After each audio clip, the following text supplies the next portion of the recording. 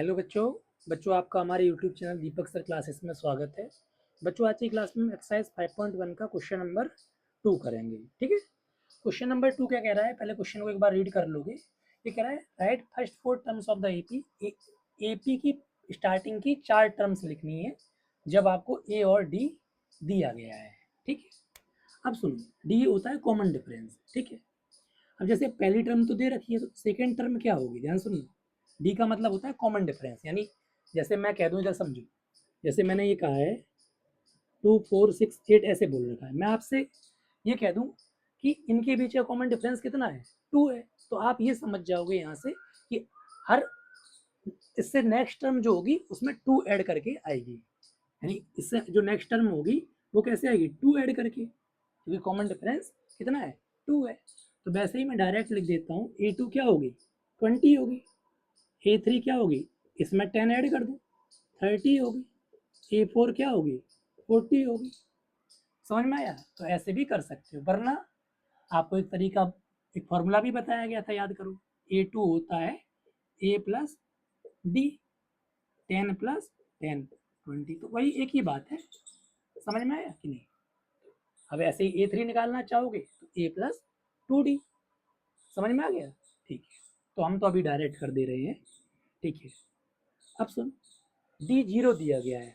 D zero का मतलब क्या है कि भाई आपको जीरो जीरो ऐड करना है। आप जीरो जीरो ऐड करोगे तो कुछ कुछ किसी भी नंबर में हम जीरो ऐड करते तो नंबर चेंज तो होता नहीं है, समझ रहे हो?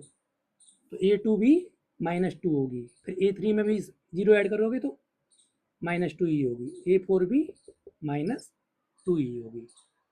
समझ में आया? ठीक है, अच्छा देखो, इसके मैं अदर पार्ट नहीं करा रहा हूँ क्योंकि काफ़ी आसान है, आपको खुद भी कर सकते हो। अगर आपको नहीं आएंगे अदर पार्ट्स तो आप मुझे बताना, ठीक है, फिर मैं बाकी अदर पार्ट्स भी करा दूंगा, वैसे हो जाएंगे आपसे। क्वेश्चन नंबर 3 को रीड करना। ये क्या कह रहा है, इस ए ये फॉर द ये एपी दी गई है, इसकी फर्स्ट टर्म लिखनी है और कॉमन डिफरेंस लिखना है। तो फर्स्ट टर्म ए होता है, तो फर्स्ट टर्म हमारी 3 हो गई। कॉमन डिफरेंस को डी से नोट करते हैं, तो डी हम कैसे निकालते हैं, किसी भी आगे वाली टर्म में से जस्ट पीछे वाली टर्म कम कर देते हैं। तो मैं चाहूँ तो A2 माइनस A1 से भी निकाल सकता हूँ, A3 माइनस A2 से भी निकाल सकता हूँ, या A4 माइनस A3 से, तो किसी से भी निकाल लो। मैं आपको A3 माइनस A2 से दिखाता हूँ। ये A1 A2 A3 -1 -1, minus minus plus होता है, तो हमारा डी कॉमन डिफरेंस क्या हो गया, -2 हो गया। समझ में आया? आपको फर्स्ट टर्म और कॉमन डिफरेंस ही तो लिखना है। फर्स्ट टर्म -5, डी निकालना है, A2 माइनस A1 कर लेता हूँ। आप कुछ भी कर सकते हो, मैं बार बार कह रहा हूँ, A3 माइनस A2 भी कर सकते हो।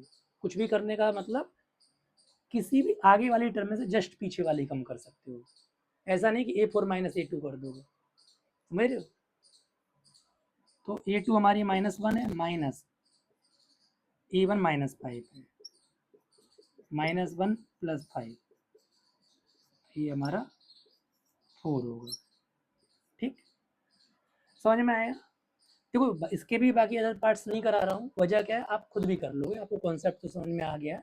ठीक है, अगर नहीं होंगे तो एक अलग बात है। ठीक है, देख लो, समझ लो, फिर आगे करते हैं।